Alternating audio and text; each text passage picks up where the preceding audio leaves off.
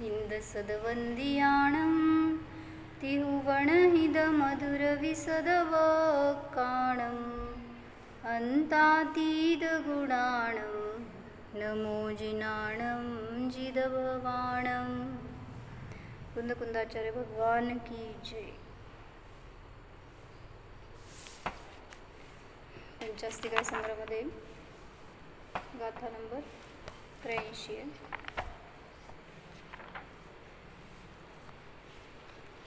धर्मास्तिकायाचं वर्णन चालू झालं आहे। तर काल बघितलं होतं आपण की धर्मद्रव्य आणि जीवद्रव्यामध्ये काय समानता आहे। तर शुद्ध निश्चयने आणि दोन्हीचं स्वरूप शुद्ध आहे, समान आहे। दोन्ही अनादि अनिधन आहेत, नित्य शाश्वत आहेत आणि दोन्हीमध्ये पण नित्यर्थक्रिया अनित्यर्थक्रिया चालू आहे। तर आता काय सांगितली गाथा? धम्मत्थिकायमरसं अवर्णगंधम असद्दमफासं लोगागाढं पुट्ठं विहुलमसंखादियपदेशं। धर्मास्तिकाय अरस स्वरूप आहे, अवर्ण अगंध अशब्द अस्पर्श स्वरूप आहे। पुढं सांगितलं लोगागाढं पुट्ठं, लोकाकाशाला अवघाड रूपाने व्याप्त करणारा आहे, स्पृष्ट आहे। पिहुल म्हणजे विशाल आहे आणि असंख्यात प्रदेशी आहे। त्या सगळ्या विशेषणातून स्वभावाकडे पण जाता येते आपल्याला की माझा स्वभाव सुद्धा अस्पर्श अरस अगंध वर्णस्वरूप आहे, लोकाकाश प्रमाण असंख्यात प्रदेशी आहे, अखंड आहे। तर आज आपल्याला काय बघायचं होतं? जयसेनाचार्यजींची टीका आहे।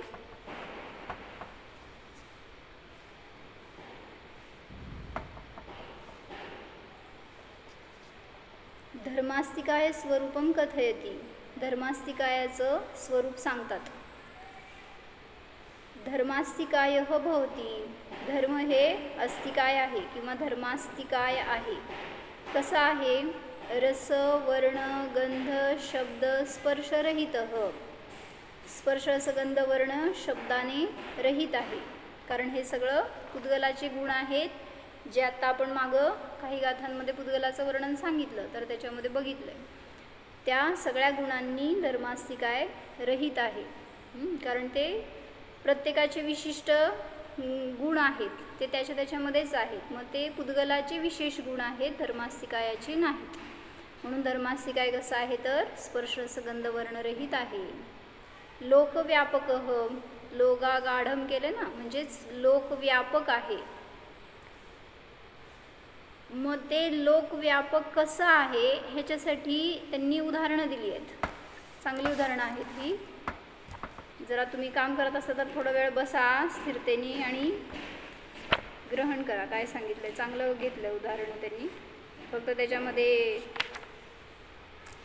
अन्वयरूप दृष्टांत कसे आहेत आणि व्यतिरेकरूप दृष्टांत कसे आहेत हे आपल्याला समजायला पाहिजे। आणि जयसेनाचार्यजींची भाषा कशी असती? अध्यात्मपूर्वक सांगणार, किंवा पहिल्यांदा अध्यात्म भाषा सांगून मग आगम भाषा किंवा अंगप्रविष्ट पद्धतीने मग सांगणार बाहेरचं कथन। मग धर्मास्तिकायाचं वर्णन तर चालू आहे, पण त्यांना पहिल्यांदा आत्मा दाखवायचा आहे कसा आहे। म्हणून त्यांनी काय केलं? लोकव्यापक हे एक विशेषण आहे, पण त्या विशेषणाची सिद्धी वेगळ्या हेतूंच्याद्वारे उदाहरणांच्याद्वारे केली। निर्विकार हे सगळं विशेषण आपल्या जीवाचं सांगतायत। पहिल्यांदा निर्विकार स्वसंवेदन ज्ञान परिणत जीव प्रदेशेषु परमानंद एकलक्षण सुख रसास्वाद समरसी भाववत सिद्धक्षेत्रे सिद्धराशिवत पूर्णघटे जलवत तिलेषु तैलवत वा स्पृष्टः परस्पर प्रदेश व्यवधान रहितत्वेन निरंतरः न च निर्जन प्रदेशे भावित आत्ममुनि समूहवत नगरे जनवत जनचयवत वा सांतरः। पहिल्यांदा अर्थ वाचते मी काय सांगितलंय। निर्विकार स्वसंवेदन ज्ञान परिणत जीवाच्या प्रदेशांमध्ये परमानंद एक लक्षण रूप सुखरसा स्वादरूप समरसी भावा समान हे सगळं अंगप्रविष्ट भाषा सांगितली. म्हणजे जसं जीवामध्ये सुख संपूर्ण रूपाने व्याप्त आहे, म्हणून त्यांनी घेतलं काय, संपूर्ण जीव प्रदेशामध्ये परमानंद ज्याचं लक्षण आहे अशा सुखरूप समरसी भावाने जीव व्याप्त आहे. जो जीव आत्ता निर्विकार स्वसंवेदनाने परिणत आहे, तर त्या जीवाचं लक्षण सांगितलं. आत्ता तो संपूर्ण रीतीने सुखाचा अनुभव करतोय, त्यामुळे तिथं त्याच्या संपूर्ण प्रदेशामध्ये सुख व्याप्त आहे. त्याप्रमाणे तर हे एक पहिलं उदाहरण घेतलं. म्हणजे काय सांगायचं आहे त्यांना, धर्मद्रव्य लोकव्यापी आहे हे सांगायचं आहे.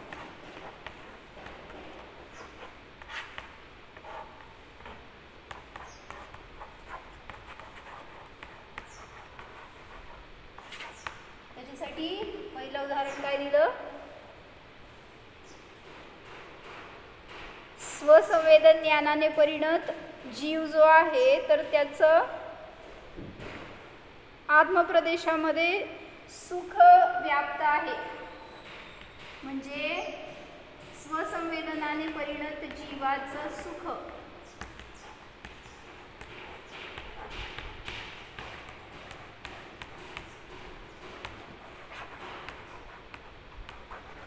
जीवाच्या सुखाप्रमाणे, म्हणजे त्याला जसं कुठल्याही रीतीने आत्ता दुःखाचा अनुभव नाही आहे, संपूर्ण रीतीने तो सुखाचा अनुभव करतोय.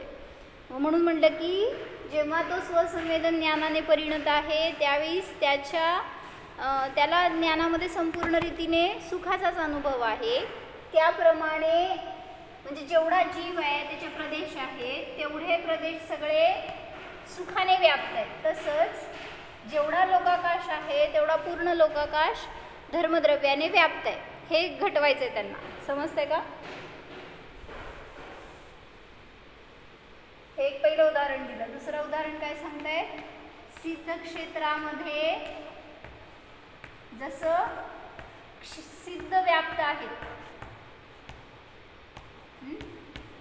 म्हणजे सिद्ध क्षेत्र म्हणजे आता मोक्ष घ्या, सिद्धशिला घ्या, तर त्या सिद्धशिलेवर जसं सिद्धांची राशी असं एकही क्षेत्र एकही प्रदेश नाही आहे जिथं सिद्ध नाही आहेत.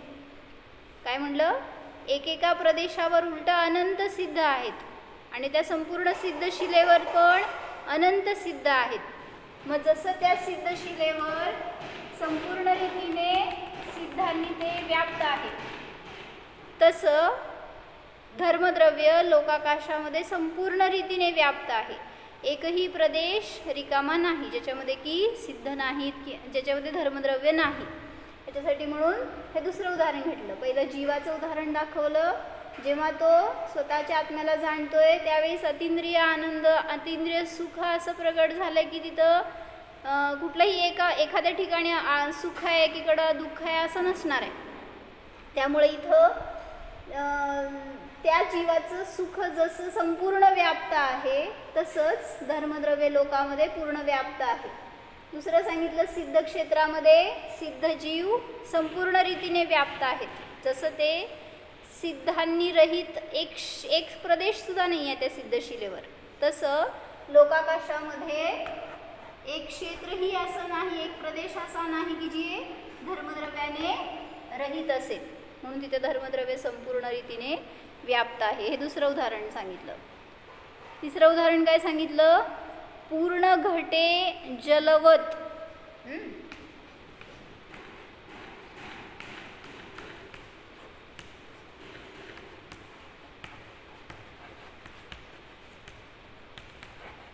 म्हणजे एखादा घट आहे आणि तो संपूर्ण रीतीने पूर्ण त्याच्या नेकपर्यंत काय केलं, संपूर्ण रीतीने तो पाण्याने व्याप्त आहे. त्याच्यामध्ये एकही प्रदेश असा नाही आहे की पाणी नाही आहे. जसं त्या घटामध्ये ते पाणी संपूर्ण रीतीने व्याप्त आहे तसं लोकाकाशामध्ये धर्मद्रव्य संपूर्ण रीतीने व्याप्त आहे. किती उदाहरणं देऊन सांगतायत आचार्य. का बरं, अजून स्पष्ट रीतीने खुलासा करण्यासाठी. म्हणून सांगितलं काय की तुम्हाला ह्याची भावभासना व्हायला धर्मद्रव्य अमूर्तिक आहे, ते दिसणार नाही आहे. पण त्याचं उदाहरण तुम्हाला परिचिताकडून देत आहेत किंवा मूर्तिकाकडून देत आहेत. कशा रीतीने हे सगळे व्याप्त आहेत तसं धर्मद्रव्य व्याप्त आहे हे समजण्यासाठी. पुढं अजून उदाहरण काय दिलं, तिलेषु तैलवत. उदाहरण काय घेतलं, तिळामध्ये तेल जसं व्याप्त आहे. एक तीळ आहे, आता हे तीळ आहे असं समजून घ्या. त्या तिळामध्ये जसं तेल कुठं असतं आणि कुठं नसतं, संपूर्ण रीतीने ते तीळ तेलाने व्याप्त आहे. म्हणजे ओरिजिनलीच घातलंय असं नाही, त्याच्यामध्ये बाहेरून केलंय असं नाही आहे. काय म्हणायचं त्याला, अयुत सिद्ध आहे. म्हणजे कशाचा जोड न करता त्याच्यामध्ये स्वभावतःच तेल आहे. जसं ते तीळ त्या तेलाने गच्च भरलेलं आहे, कुठेही तिचं तेलाने रहित असं जागा नाही आहे. तसं लोकाकाशामध्ये कुठलीही एक जागा अशी नाही की जी धर्मद्रव्याने रहित असेल. म्हणून संपूर्ण लोक धर्मद्रव्याने व्याप्त आहे. हे सगळे कसे उदाहरणं म्हणायचे, ह्याला अन्वय उदाहरणं दिली. अन्वय दृष्टांत म्हणतो ना, म्हणजे पॉझिटिव्ह रीतीने असं आहे.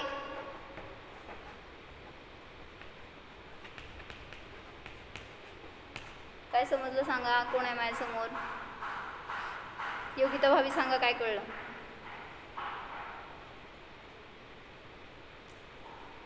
कशाचं वर्णन सांगितलंय आणि का सांगितले सगळे उदाहरण?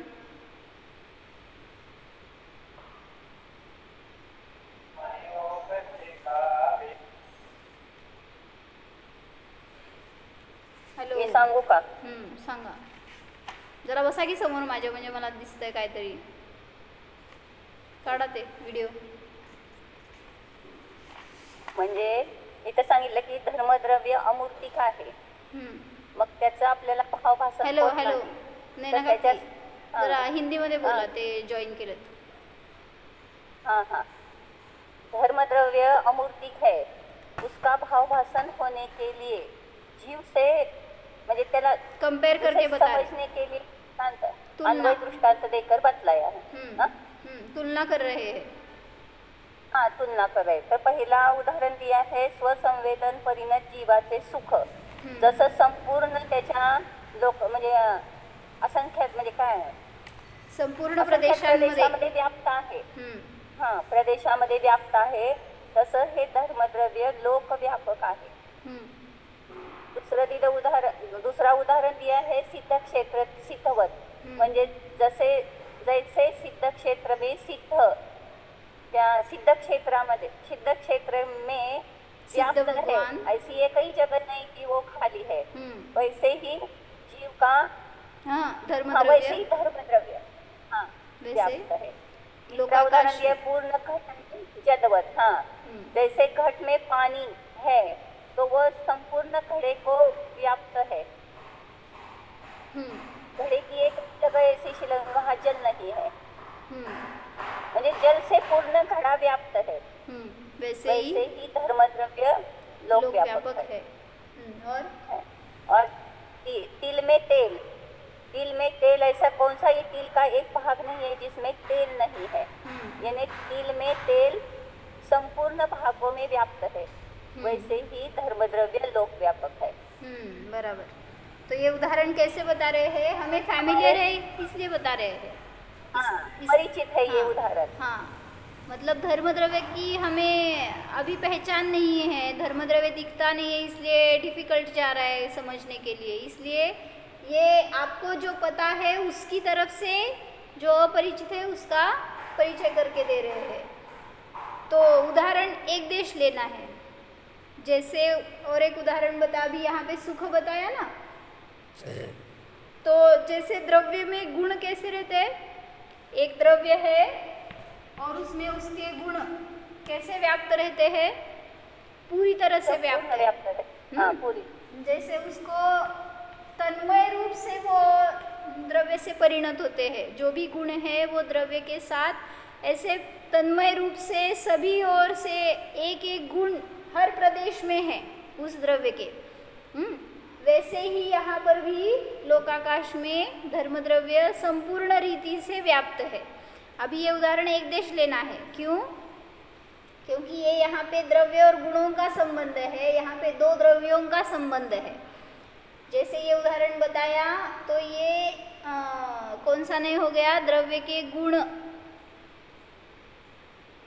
वो एक क्षेत्र में है और उनका संबंध है, तो कौन सा संबंध है वो? द्रव्य और गुणों का संबंध, द्रव्य और गुणों का एक क्षेत्र में तादात्म्य संबंध है। तादात्म्य संबंध, मतलब तदात्म रूप है, उस द्रव्य रूप है, वो जो भी गुण है उसके वो उसके उस द्रव्य रूप है, इसलिए तदात्म रूप है ऐसा बताया, तादात्म्य संबंध है। लेकिन यहाँ पे दो द्रव्यों का संबंध है, तो वो कौन सा संबंध है? एक क्षेत्र, वहाँ पे एक क्षेत्रावगाह संबंध लेना है। तो एक क्षेत्र में है पर तदात्म रूप परिणत नहीं है, उनका तादात्म्य नहीं है, मतलब द्रव्य है तो गुण है, गुण है तो द्रव्य है, ऐसा तदात्म रूप या गुण जो है वो उस द्रव्य रूप, द्रव्य के आत्म रूप होते हैं। वैसे यहाँ पे दोनों एक में एक रूप नहीं है, धर्मद्रव्य और लोकाकाश दोनों अलग अलग है, लेकिन फिर भी उनके प्रदेश बताने हैं और उस धर्मद्रव्य की व्याप्ति बतानी है, इसलिए उदाहरण दे रहे हैं।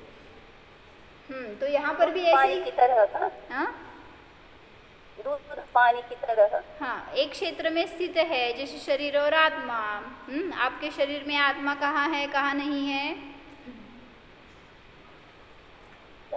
हाँ, संपूर्ण रीति से व्याप्त है, जो एक दो प्रदेश है वो छोड़ देना, लेकिन है तो मुख्य रूप से संपूर्ण प्रदेशों में व्याप्त है जीव। वैसे ही धर्मद्रव्य भी संपूर्ण लोकाकाश में व्याप्त है।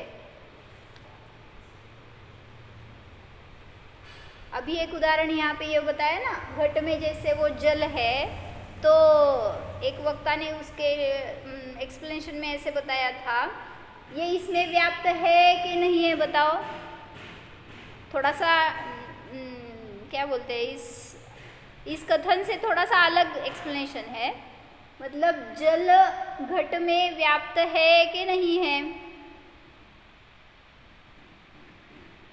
है भी और नहीं भी। क्यों नहीं है? क्योंकि वे एक में नहीं हुआ। हाँ, तो उसके लिए उन्होंने क्या बताया, वो जल जो है वो हम अन्य पात्र में डाल सकते हैं, तो वो जिस पात्र में गया वहाँ उसको व्याप्त करेगा, इसलिए यहाँ पर व्याप्त है क्या? है।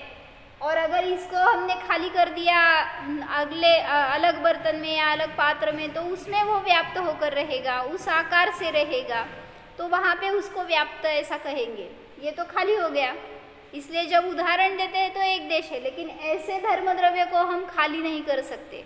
मतलब लोकाकाश से निकाल कर कहाँ डालेंगे उसको? आलोक में? ऐसे तो नहीं होगा, इसलिए निकाल नहीं सकते। हाँ, लेकिन ये इसको निकाल सकते हैं, सिर्फ आपको समझने के लिए ऐसा दृष्टांत देते हैं आचार्य। जैसे आकाश, ये इसलिए फिर वो किस में व्याप्त है? पानी घट में व्याप्त है ऐसा आप बता रहे हैं, लेकिन वो घट भी हम खाली कर सकते हैं, तो पानी कहाँ पे व्याप्त है? तो बताया आकाश द्रव्य में व्याप्त है, आकाश के प्रदेश है ना, वो जहाँ पर भी रहेगा आकाश में व्याप्त रहेगा। वैसे ही धर्मद्रव्य भी आकाश में व्याप्त है, लोकाकाश में। वही उसका पात्र है, वही उसका आधार है। ऐसे निश्चय से तो एक देश संबंध और तारतम्य संबंध थोड़ा डिफरेंस क्या समझे? एक क्षेत्रावगाह संबंध बताया मैंने। मतलब एक क्षेत्र में स्थित जो भी द्रव्य है उनका एक क्षेत्र में अवगाह होना, ये एक क्षेत्रावगाह है। मतलब है तो दोनों भिन्न द्रव्य, जैसे अभी शरीर और आत्मा, अभी ये हमारी उंगली है, यहाँ पे कौन से द्रव्य है? यहाँ पे तो वैसे 6 द्रव्य है, लेकिन अभी हमें दृष्टांत समझना है, इसलिए जीव और पुद्गल ये दोनों भी इसमें है, तो इसके प्रदेश अलग अलग है कि एक है? सब व्यवहार से कथन चल रहा है, निश्चय से नहीं। बोलो आंटी।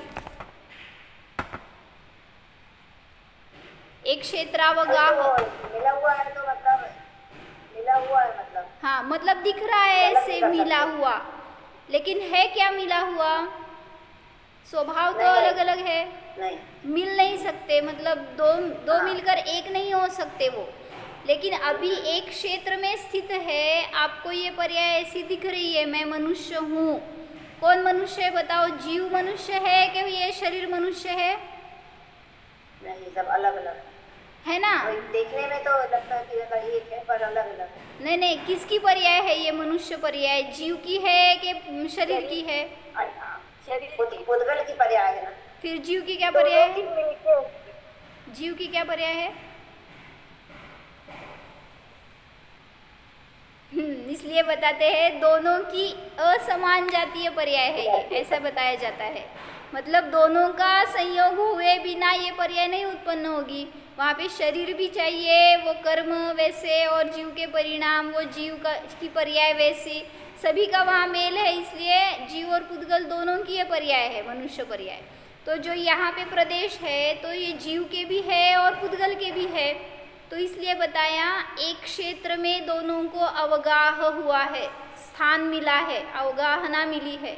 तो एक रूप से परिणत दिख रहे हैं, लेकिन नहीं है नहीं, वो एक में एक रूप नहीं हुए हैं, क्योंकि इसमें से अलग हो सकता है, जीव बाहर निकल सकता है। लेकिन जीव में जो, इसीलिए नए समझेंगे ना तो अच्छे से समझ में आएगा। जीव का उसके गुणों से संबंध, ज्ञान आदि गुणों से, और जीव का उसके शरीर से संबंध, ये अलग अलग है। शरीर ये बाहर से आकर मिला हुआ है जीव से, तो ये अलग हो सकता है। दोनों भिन्न भिन्न है, भिन्न हो सकते हैं। लेकिन यहाँ जीव और उसका ज्ञानादि गुण जो है वो भिन्न नहीं हो सकते। उनका भी परस्पर संबंध बता रहे हैं, इनका भी परस्पर संबंध बता रहे हैं, लेकिन ये कैसा है? असतभूत व्यवहार ने है। और यहाँ पे अगर संबंध बताएंगे तो ये सद्भूत व्यवहार नहीं हो जाएगा, क्योंकि द्रव्य और गुण ये तदात्म रूप रहते हैं। तादात्म्य संबंध किसको बोलते हैं? तद आत्म रूप, उसके रूप स्वरूप होकर जो परिणमन करते हैं। मतलब गुण है वो द्रव्य से, ज्ञान है वो जीव से अलग कुछ परिणमन करता है, ऐसे नहीं है।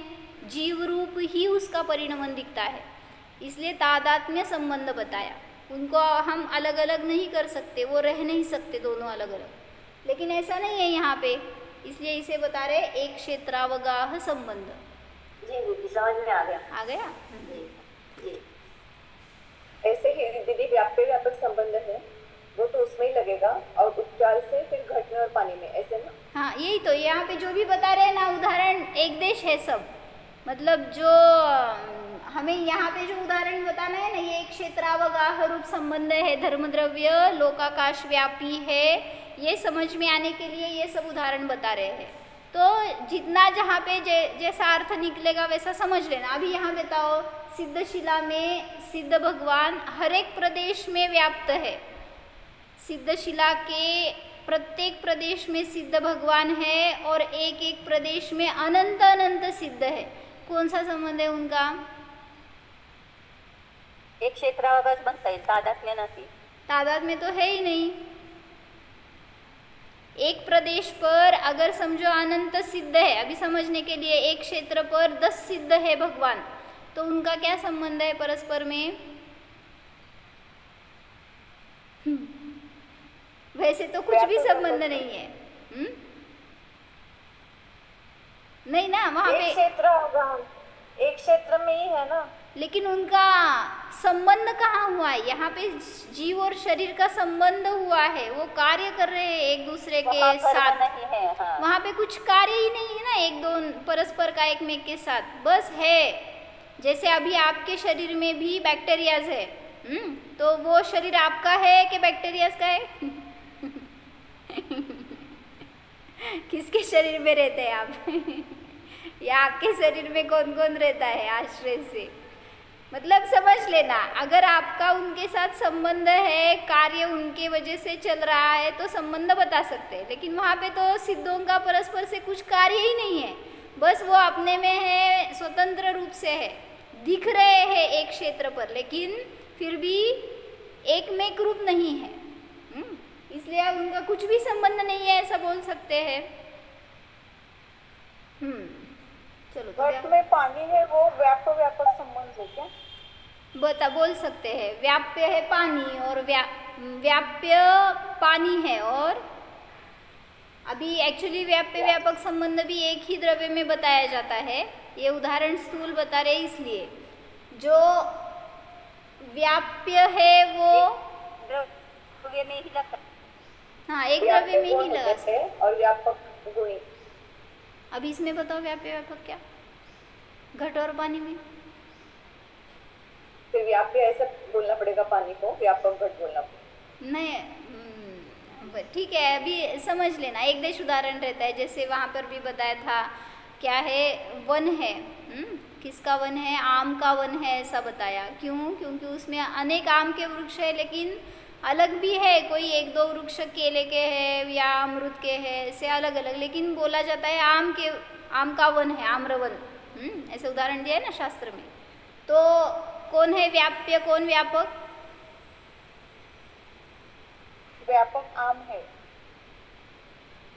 आम के व्याप्य होता है वो अंश होता है, और व्यापक होता है वो अंशी होता है।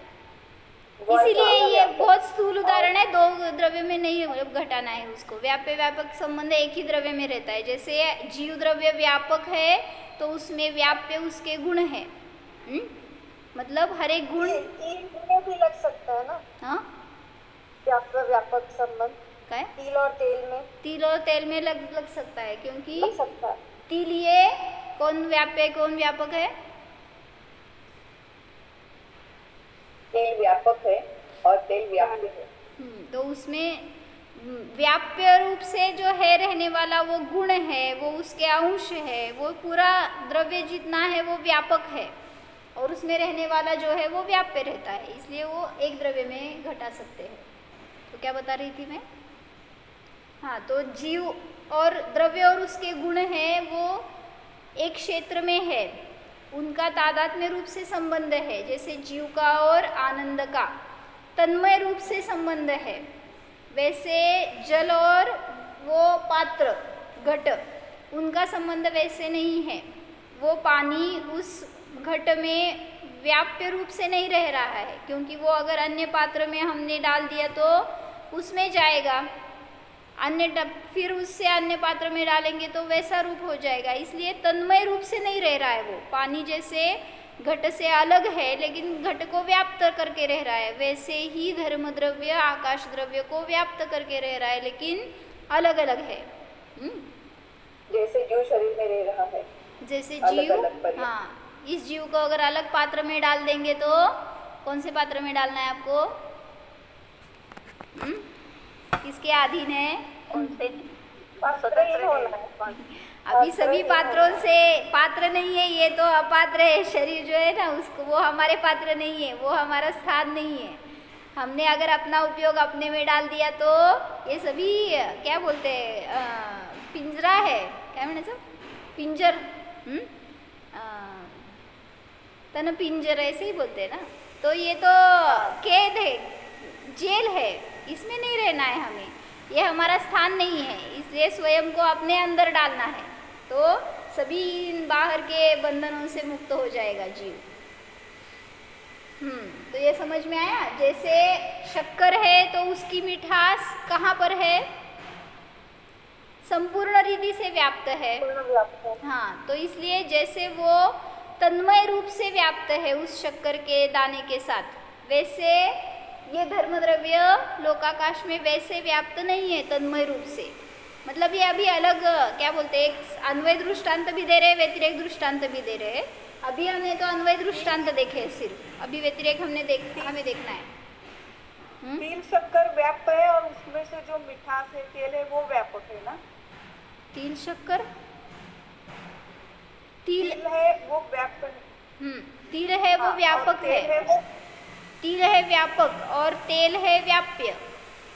मतलब जो उसमें रहने वाला होता है वो व्याप्य होता है, वो व्याप्य यानी अंश है, और व्यापक यानी अंशी रहता है। अंश अंशी में रहता है कि अंशी अंश में रहता है? दोनों भी रहते हैं, लेकिन अभी क्या बताना है, अंश जो होता है वो व्याप्य यानी छोटा बोलो या उसका अंश पार्ट बोलो। तो अंश है वो व्याप्य और अंशी है वो व्यापक।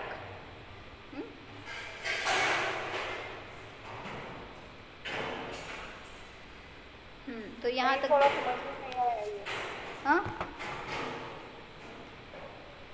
अभी क्या बताना है, शक्कर लो। व्यापक यानी सबको सामावून घेणारा असं म्हटलं ना आपण। हाँ, अंशी बताया ना, अंशी जो होता है वो अंशों का पिंड होता है। जीव है वो अंशी है या व्याप्य है, व्यापक है। जीव व्यापक है और उसके गुण उसके व्याप्य है। क्यों? क्योंकि व्याप्य जो होता है वो उसके व्यापक को व्याप करके रहता है। कैसे? सर्व प्रदेशों में रहता है, सर्व अवस्थाओं में रहता है, त्रैकाल। हाँ, गुण जे असतात ते द्रव्याच्या सगळ्या भागात सगळ्या अवस्थेत व्यापतात म्हणतो ना आपण, तसं। तो ऐसे बता रहे हैं। हाँ, समझो ना। मतलब गुण जो होते हैं वो स्पर्श रस गंध वर्ण। हाँ, जैसे पुद्गल में स्पर्श रस गंध वर्ण, ये कौन व्याप्य है कौन व्यापक है?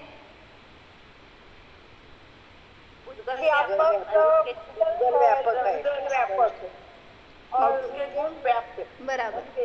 द्रव्य जो होता है वो व्यापक रहता है और उसके गुण है जो व्याप्य है। तो थोड़ा सा मुझे अलग प्रकरण बताना था, यहाँ तक देखते हैं, आगे का कल देखेंगे। क्या क्या बताया अभी तक? जयसेनाचार्य जी की टीका है ना, उसका एक्सप्लेनेशन चल रहा है।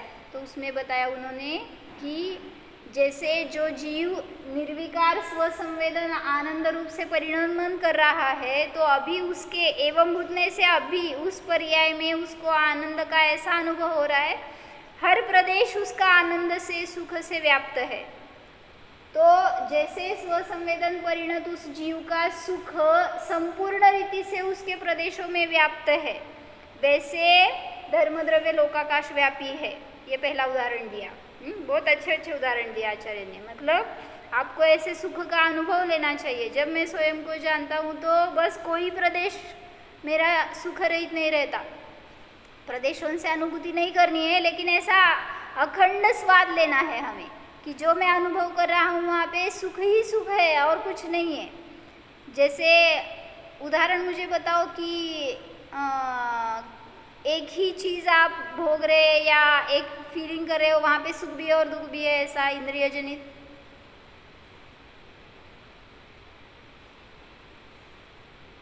एक उदाहरण, बहुत दिनों से दीदी सपोज कोई फॉरेन गया है और बहुत दिनों की बात आते हैं, स्पेशली बेटा बेटी ऐसा कोई है तो आता है, तो फिर रोना सुख भी और आता दुख। है। नहीं, वो तो सुख है। दुख बताओ मुझे। सुख और दुख दोनों है। दुख कैसे वहाँ पे? जाता है तो दुख है बिछड़ने का, और नाही असं नाही, आला आणि गेला दोन वेगळं झालं ना ते। एकाच समयात समजा कोणी जातच असेल तर तो त्याच्या कल्याण होणारे ह्या गोष्टीचा आनंद आहे, पण तो दूर जाणार आहे त्याचं दुःख आहे। काय चिंतन आहे? नाही होणार आहे, जस्ट पहिलं तर ॲट अ टाइम दोन्ही होणार नहीं होता ना सुधा। टीवी देखते समय आनंद होता है, लेकिन आंखें दुखती है तो इससे समय दुख नहीं होता है। ये उदाहरण बराबर। और वहाँ पे ये बताया ना आपको, क्या बोलते हैं वो, मध, हनी, क्या बोलते हैं उसको? मध ही बोलते हैं ना, मधु। हाँ, तो उसका स्वाद लेना है, लेकिन वो किस पर है? तलवार की धार पर है। अभी बताओ, आपने उसको टेस्ट किया, सुख है कि दुख है? दुख जीत कट जाएगी, फिर स्वाद है ना उसका मीठा पूरा। मतलब समझ लेना है आपको कि एक समय में सुख और दुख ऐसा इंद्रिय जनित विषयों में रहता है, लेकिन जब आप अतीन्द्रिय सुख भोग रहे तो वैसे वहाँ पे सुख भी है और दुख भी है, ऐसा कभी नहीं होगा। अगर आपको दुख का अनुभव हो रहा है तो समझ लेना अभी आप स्वभाव रूप परिणमन नहीं कर रहे हैं, आप बाहर ही है, इंद्रिय से अटैच्ड ही है अभी। इसलिए सभी को ध्यान करने को कहते हैं। तो जब ध्यान में बैठते हैं तो कभी तकलीफ होती है ना, पैर दुखते हैं, सर दुखता है, तो क्या क्या दुखता है बताओ, दुख है कि नहीं ध्यान में? हाँ बोल, उपयोग शरीर पर है। हाँ बोलेंगे तो कल से क्लास बंद क्योंकि हमें ये नहीं सीखना है, हमें दुख नहीं सिखाना है, यहाँ पे सुख सिखाना है, सीखना है यहाँ पे। मतलब जब अतीन्द्रिय सुख का अनुभव करते हैं तो जो भी इंद्रिय है उसका कार्य उसमें चल रहा है, वो हमारे ख्याल में ही नहीं आएगा, मतलब उसका डिस्टर्बेंस नहीं होगा। जैसे मुनिराज के ऊपर अगर उपसर्ग हो रहा है तो वो अतीन्द्रिय आनंद रूप से परिणमन कर रहे हैं, कहाँ उनको तकलीफ हो रही है, मस्तक पर शिगड़ी रखी है या जलती हुई अग्नि रखी है, तब तो आभूषण पहनाए गए हैं, दुख था कि सुख था बताओ? अतीन्द्रिय सुख का ही भोग कर रहे थे, बाहर में दुख है उसका वेदन नहीं हो रहा था। हाँ, वो दुख ही नहीं कहा जा सकता ना, पुद्गल का पुद्गल से स्पर्श हो रहा है, आपने उसमें अगर उपयोग जोड़ दिया तो आपको अनुभव होगा दुख या सुख का, लेकिन हमने उसमें से अगर अपनी अटैचमेंट ही निकाली है तो हमें क्या अब अनुभव होगा उसका।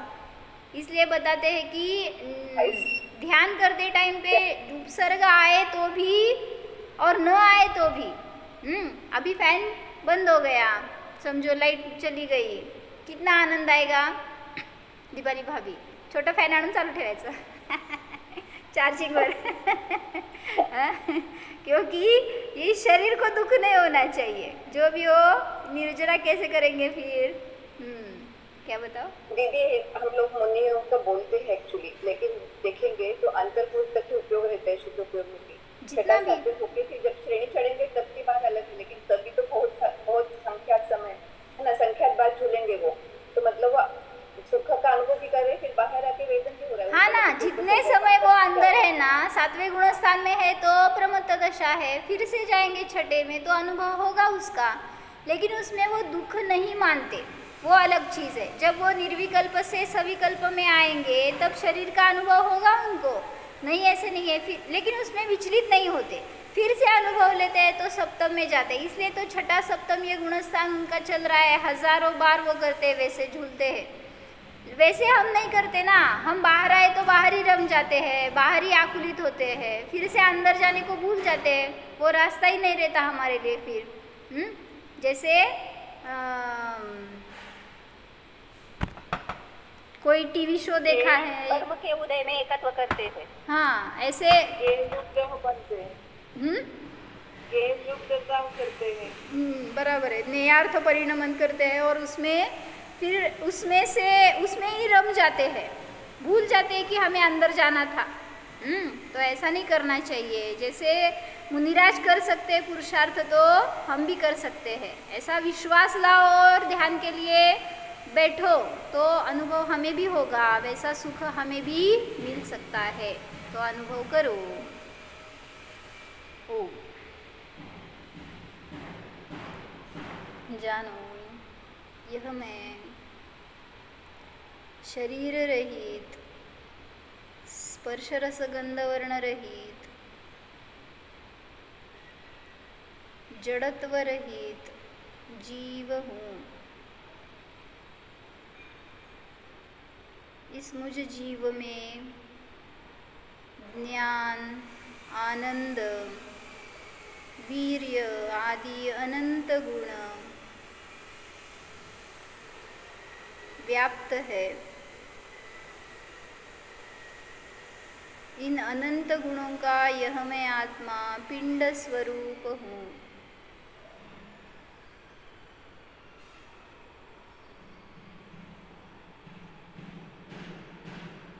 स्वयं को जानो, सभी द्रव्यों का यह मैं जानने वाला ही हूँ।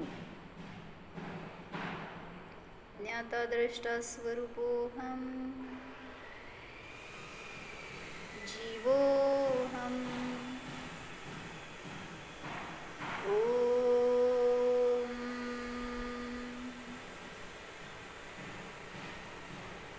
विसर्जन।